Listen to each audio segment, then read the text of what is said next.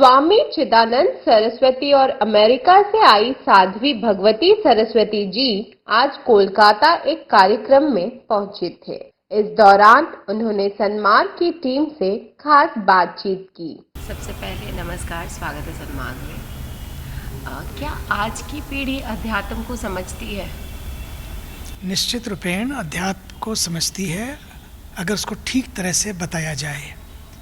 वो लोग भीतर से कनेक्टेड हैं, भीतर से रास्ता ढूंढते हैं, भीतर से उनको लगता है कि they want to lean on something. सद्मार्ग किसको नहीं चाहिए? सबको चाहिए।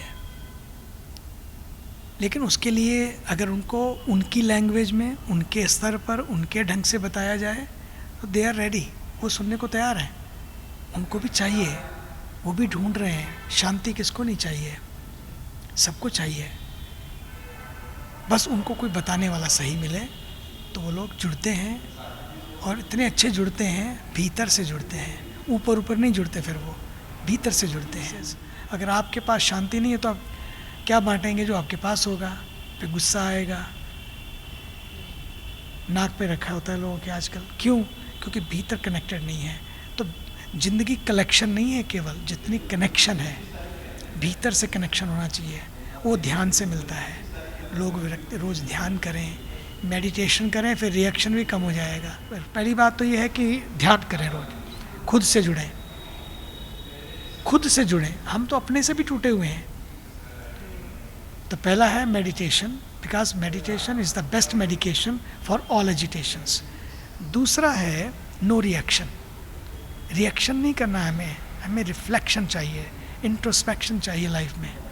और वो इंट्रोस्पेक्शन होगा तभी जाके आप अपने जीवन को ठीक ठीक देख सकेंगे, अपनी बैलेंस शीट बनाएंगे कि मैं कहाँ खड़ा हूँ। दुनिया कहाँ खड़ी है एक बात, लेकिन मैं कहाँ खड़ा हूँ, मेरी दुनिया कहाँ खड़ी है।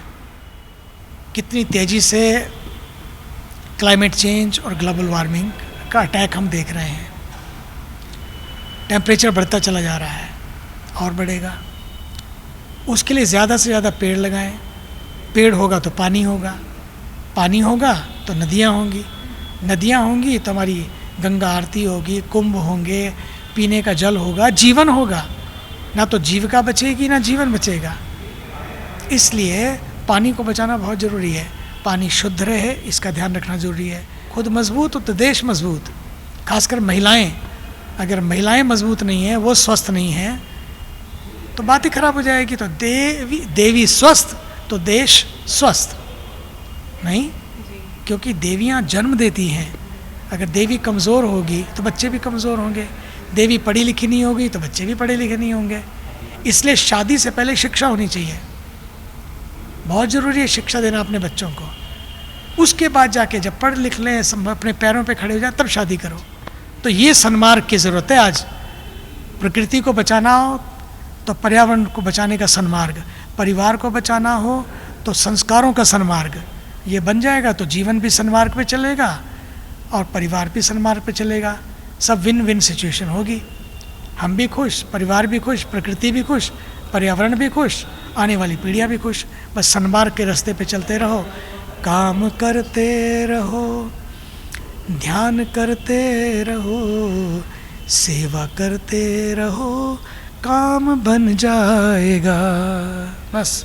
सबके पास सब कुछ है, लेकिन शांति नहीं है। जीवन की रस, जीवन का सार वो नहीं है।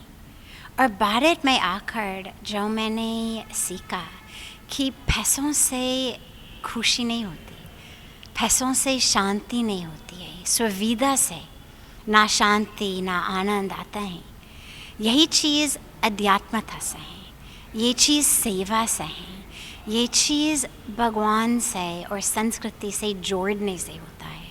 So I feel so incredibly blessed that अब 26 साल हो गया कि 26 साल पहले मुझे अमेरिका से यहाँ आने का अवसर मिला और यहाँ माँ गंगा के किनारे रहने का अवसर मिला। देखिए, women don't need to be empowered. Women are the power. आप सोचिएगा, शक्ति feminine, सृष्टि फेमिनिन है ना. शब्द जो है, मैं शब्द के बारे में बात कर रही हूँ.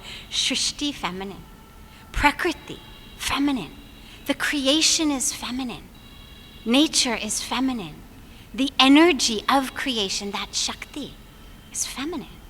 अभी कुछ दिन पहले हमने नवरात्रि celebrate किया. All of the different forms and faces of the mother goddess. Women don't have to be empowered. We are the power.